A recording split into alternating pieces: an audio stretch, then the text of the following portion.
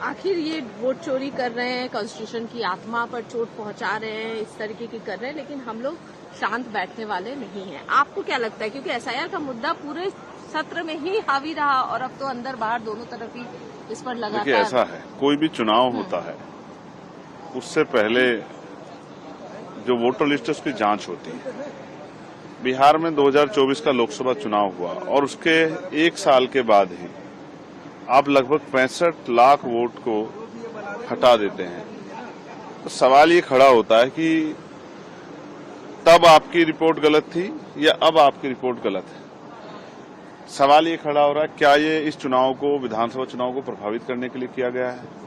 तो वोट की, चाहे एक वोट की चोरी हो या किसी तरह से उसको रोका जाए, वो सब है संवैधानिक, वो सब संविधान पर चोट है। तो मैं स्पष्ट रूप से कहना चाहता हूं, इस पर इलेक्शन कमिश्नर ने जो पीसी की है, मुझे ऐसा लगता है कि जल्द जो है वो अपने रिटायरमेंट के बाद किसी पॉलिटिकल पार्टी को ज्वाइन करने वाले हैं, क्योंकि उनकी जो भाषा थी एक जिम्मेदार अधिकारी की नहीं, एक नेता टाइप भाषा थी। मुझे ऐसा लग रहा था कि हम किसी बहुत गैर जिम्मेदार एक अधिकारी की जगह जो है एक पॉलिटिशियन को सुन रहे हैं, जो सवालों से बच रहा है और जो पूरे सवाल का राजनीतिकरण कर रहा है।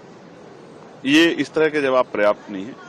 सवाल पूछा गया तो आपको जिम्मेदार से जवाब देना चाहिए, और जनता देख रही है, जनता आपको भी देख रही है, जनता विपक्ष को भी देख रही है, जनता सरकार को भी देख रही है, और जनता के मन में भय भी पैदा हो रहा है, शंका पैदा हो रही है। इसका जवाब जो है, जब सुप्रीम कोर्ट से बड़ा कौन है देश में, जब सुप्रीम कोर्ट ने आपसे 65 लाख मतदाताओं का डाटा मांगा है, जो आपने डिलीट किए हैं, जो आपने हटाए हैं, तो फिर आप जो है अब देरी क्यों कर रहे हैं, इधर उधर की बात क्यों कर रहे हैं, क्यों पीसी कर रहे हैं? सुप्रीम कोर्ट का जो ऑर्डर है उसको फॉलो कीजिए और डेटा दीजिए, तो पता लग जाए। अगर आप सही हैं तो सब चीजें स्पष्ट होने दीजिए, दूध का दूध पानी का पानी होना चाहिए, फिर इधर उधर घुमाने की बात की जरूरत क्या पड़ गई?